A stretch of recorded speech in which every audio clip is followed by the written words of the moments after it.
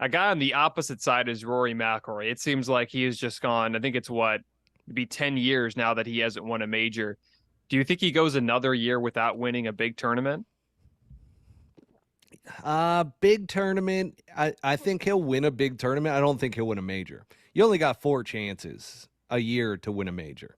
And so it's not even the top guy that always wins. I mean, look at the Open Championship with Brian Harman. Brian Harman had a great year, but he's a journeyman in a lot of people's minds. Mm-hmm. And he goes out there and finally gets the job done at an Open Championship that he built a huge lead in the first 2 days.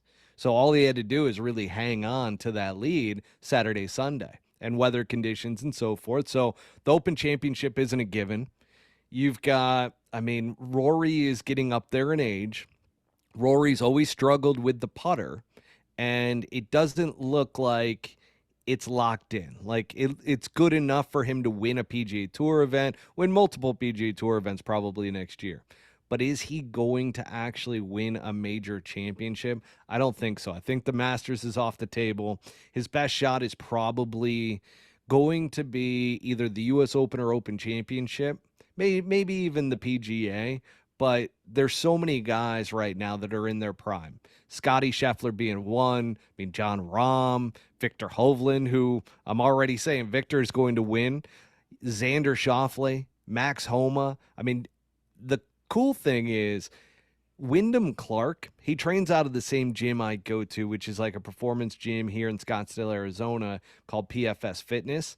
And actually, Sugar Sean O'Malley, who just won the UFC title, he trains out of there as well.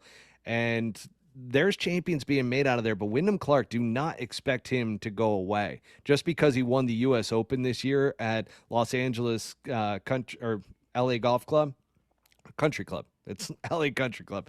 Don't expect him not to be there next year. I mean, he's just coming into really his prime mentally and physically.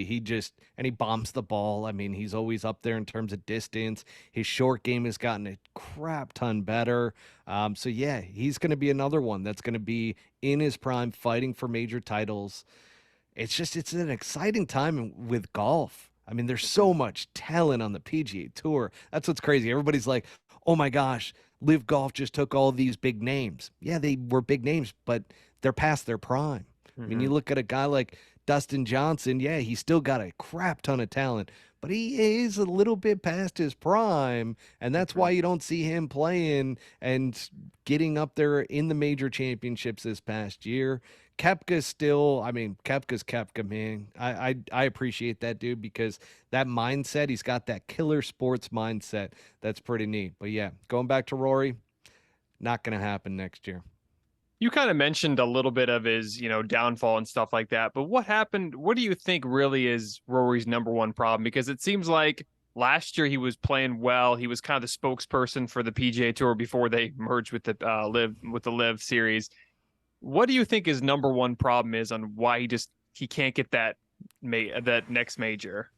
So stress and pressure. I mean, those are two big bugaboos, but he doesn't decline under pressure. So I feel like this year he dealt with a lot of stress. He was the face of the entire thing with the PGA Tour, Live Golf over the past year and a half, really, right? I mean, he had to take a break after the Masters because he was so burnt out.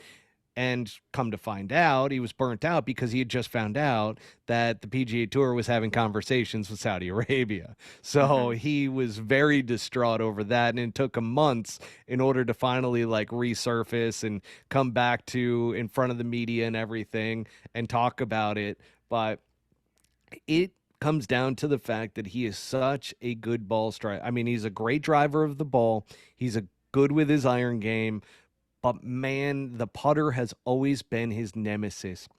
If he could, and it's not putting under pressure either. That's what's crazy.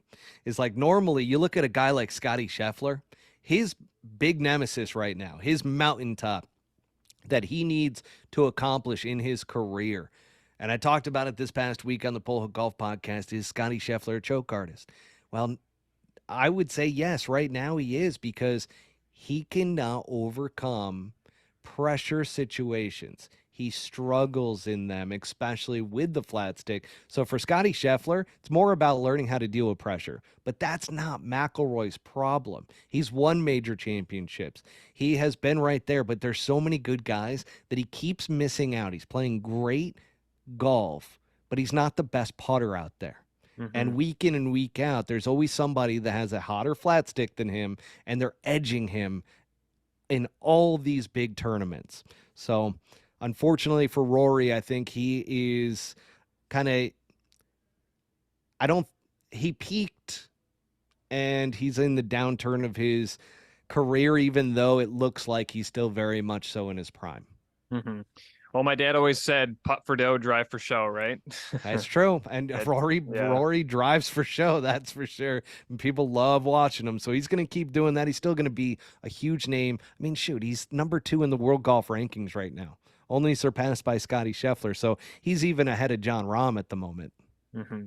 It's incredible. Yeah, we'll see what happens with Rory.